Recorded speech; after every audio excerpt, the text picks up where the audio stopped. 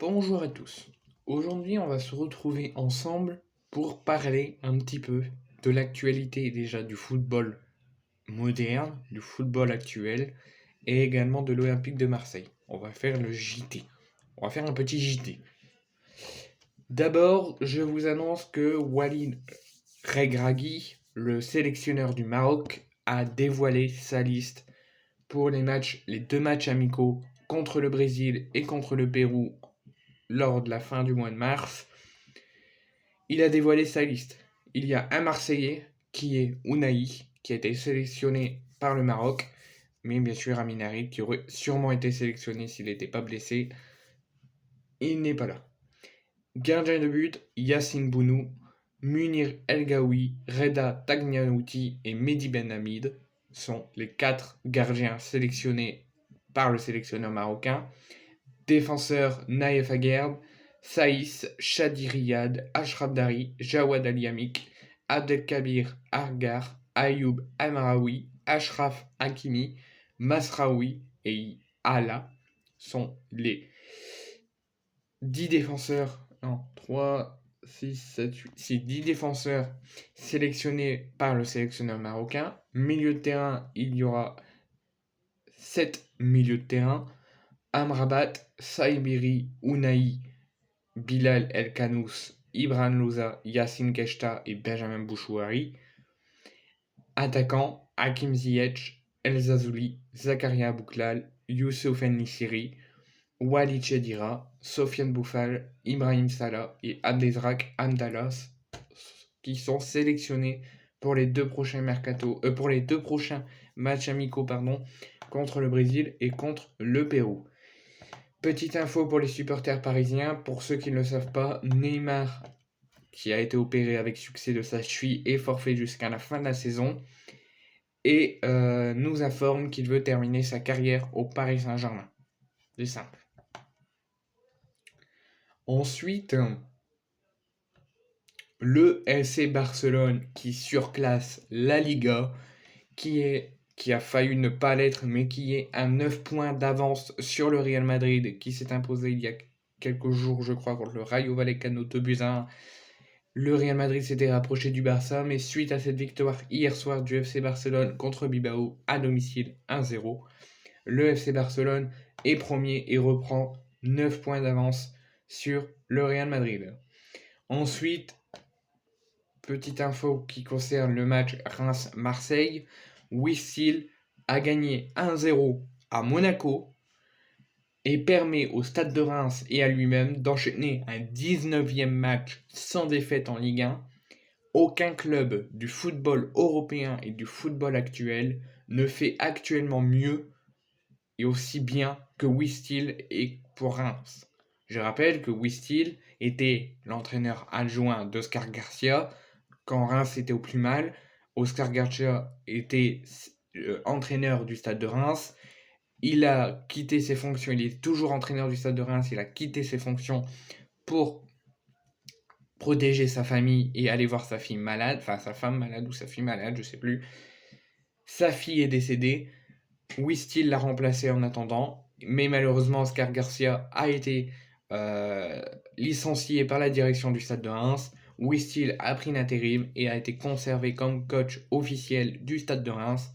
Et depuis, Wistil enchaîne les succès, connaît même pas encore de défaite, je crois, et que ça sera un coach et l'équipe à prendre très au sérieux pour l'OM lors de la prochaine rencontre dimanche prochain. Loïs Openda revit. Loïs Openda, qui était au plus mal, n'arrivait pas à marquer, à trouver les chemins défilés, ne jouait pas beaucoup, quand il jouait, il faisait des moyennes performances. Il a fait appel à un préparateur physique et mental.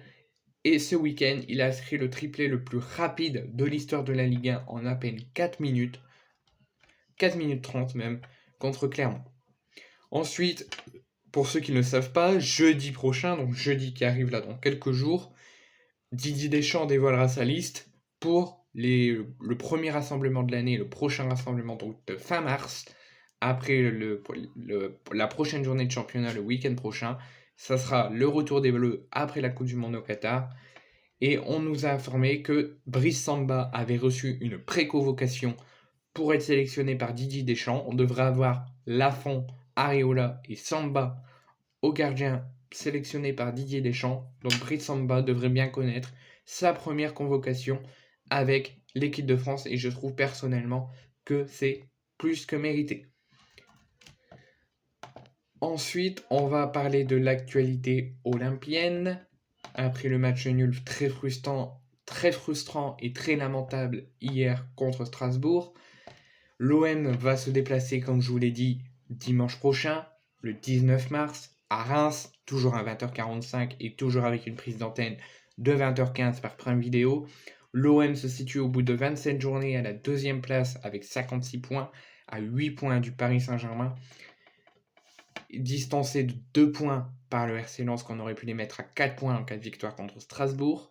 On aurait pu mettre aussi Monaco à 7 points, et ce n'est pas le cas. L'OM est en très mauvaise posture et pourrait perdre la deuxième place dès le prochain match contre Reims, parce que Lens affronte Angers et Angers est au plus mal, mais qu'il ne faut pas les sous-estimer. Sur les 5 dernières performances avant le match contre Reims dimanche, l'OM s'est imposé 3-2 de justesse à Toulouse en faisant une première période cauchemardesque, une deuxième période meilleure et avec une victoire. L'OM subit 2 humiliations contre Paris 3-0 et la défaite et l'élimination contre Annecy. L'OM se reprend à Rennes 1-0 dans le caractère et dans le mental, mais l'OM rechute contre Strasbourg lamentablement 2 buts partout. Donc l'OM va devoir vite se ressaisir et faire très attention lors du déplacement à Reims.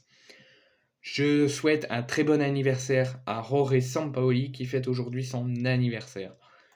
Et j'espère qu'un jour, dans l'avenir, il y en a qui ne seront pas contents, il y en a qui ne seront pas d'accord avec moi, mais j'espère qu'un jour, Sampaoli reviendra à l'OM et que la direction comprendra qu'ils ont fait une grosse erreur en vendant Sampaoli.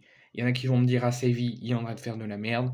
Oui, mais je pense que Sampaoli peut faire son retour à l'OM et j'espère qu'un jour, peut-être pas tout de suite, peut-être pas cette année, mais j'espère qu'il fera un jour son retour à l'OM. Ensuite, je vous annonce qu'Azdine Ounahi, comme je vous l'ai dit en début de vidéo, a été convoqué avec le Maroc pour les matchs amicaux le 25 et 28 mars prochain contre le Brésil et contre le Pérou. Et enfin, avant de vous quitter, on va réagir à la banderole cinglante, incendiaire, mis par les supporters de l'OM lors de Marseille-Strasbourg.